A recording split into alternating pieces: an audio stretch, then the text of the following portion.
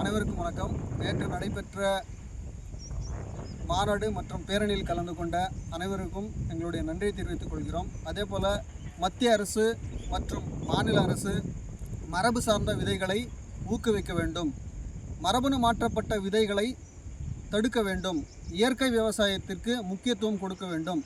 சிக்கிம் மாநிலத்தில் செயல்படுவதைப் போல தமிழகத்திலும் அந்த திட்டத்தை படிப்படியாக கொண்டு வர வேண்டும். கூடுதலாக விவசாயிகளின் வாழ்வாதாரமாக விளங்கும் இலவச மின்சாரத்தை, அதாவது உரிமை மின்சாரத்தை, ஸ்மார்ட் மீட்டர் திட்டத்தை ரத்து செய்ய வேண்டும்.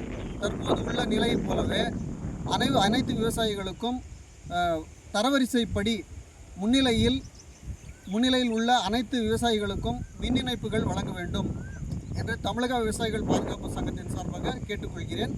இப்படிக்கு சிவா கிருஷ்ணன், தொழில்நுட்ப செயலாளர், கிருஷ்ணகிரி மாவட்டம். நன்றி, வணக்கம்.